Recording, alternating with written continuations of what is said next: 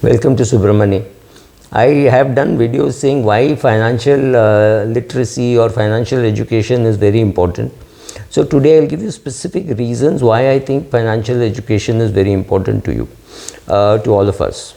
First of all, almost all financial advice is half truth, right? Yesterday I met somebody who was telling me that he is convincing the people around him, who could be auto rickshaw drivers to milkman to car drivers and maid, why they should put money in an SIP and how it will do good for them and how they will make a lot of money. And he is personally guaranteeing that if the corpus is less than the money that they have invested, he will pay for it. Now, this is a very broad thing to do and not a very sensible thing to do, at least not over a 1 year period. You should make this promise only over a 5-year period. So, suppose a person starts an SIP today for 500 rupees. So, you promise that person end of 5 years, if the corpus is less than 30,000 rupees, I will make good the payment. Promising over 1 year is difficult and not necessary. So this happens, this starts from the fact that person making the promise himself is not very financially literate, right? He may have made investments in mutual funds, etc., but the ability to understand standard deviation is not very common. So you have to, when you're talking of financial literacy, you need to understand the whole concept well. And like money, knowledge also compounds. So once you know some of the basics, you start building on it and you keep building, so that you don't make such comments like in equity you will at least get 12% return, 12 to 15% is almost guaranteed.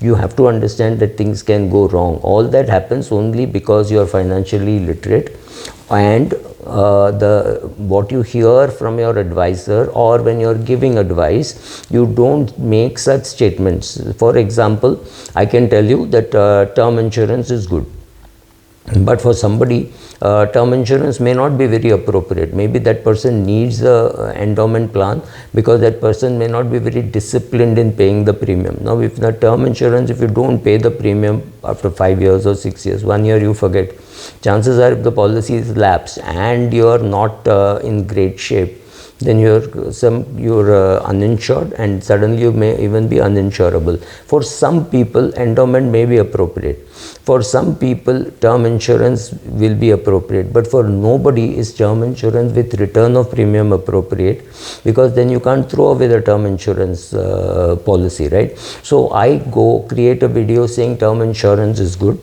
Somebody comes to you and says, sir, buy this term insurance with return of premium.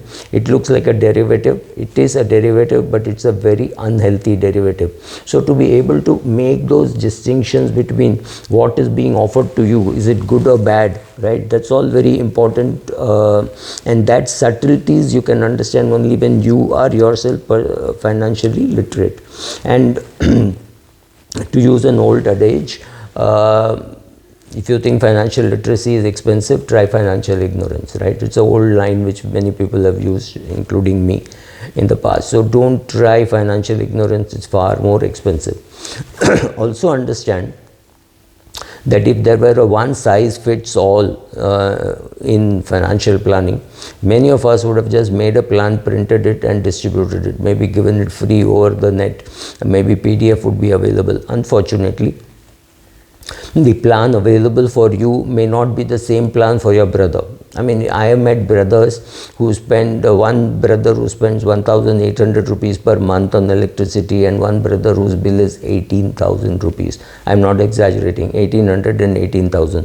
Fair enough that the person spending 1,800 may need much less money for retirement than the brother spending 18,000. This is, so you have to understand that there is no one size fits all. So if there was one size fits all, it would be more easily available. Unfortunately, it is not true. There is no one size fits all in financial literacy, in financial products. Another very important thing is knowing how to understand conflict of interest. If you don't understand conflict of interest of the person serving you or the person coming to sell a product to you, chances are again you will make suboptimal solutions. It's not that it is not going to be the end of the world, but you may buy a product which may not be most suitable for you. It may be more suited for the person selling it to you and less appropriate for you. That's not the purpose, right? The purpose is to optimize the return on your portfolio for the risk, per unit risk that you are taking. So if the risk reward ratio is not favoring you, it means it's favoring somebody else. That's a little unfair because it's your money and you are making a suboptimal solution only because you don't have good financial education, right? And there is enough literature to show how you can get you can get cheated. Cheated may be a strong word, but yes, you can definitely come to suboptimal solution.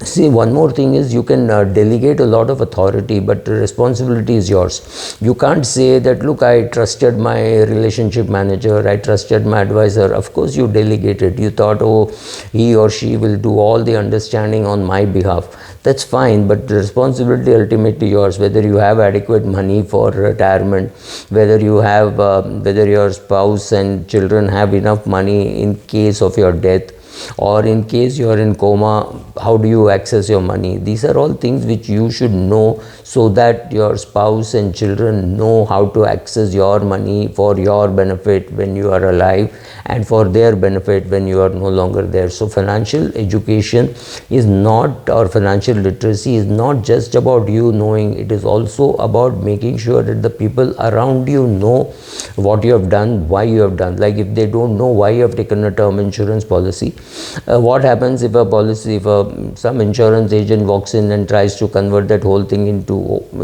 a single premium whole of life kind of policy, which is a very which could be a pathetic policy giving 2%, 3% kind of return, right?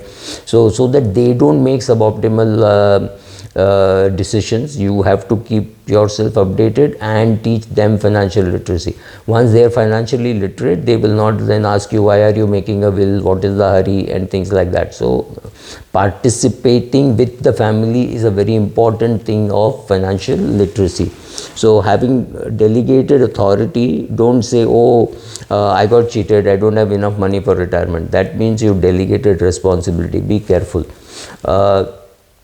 Another thing which I keep saying is your financial knowledge also keeps compounding. I see friends and clients who ask better and better questions these days. So they know what questions to ask much better than what they were doing maybe 10 years back or 12 years back. Maybe they are reading more, maybe they are watching more videos, YouTube videos, because financial knowledge is available. But again, choosing which ones to see, which ones not to see, right? So anybody who says, oh, best 5 mutual funds to invest on, top 5 shares to buy, and things like that, these are the ones to be avoided. See what is available, choose the right thing, read it, watch it, hear it, whatever, understand it, and then only will you be able to implement it.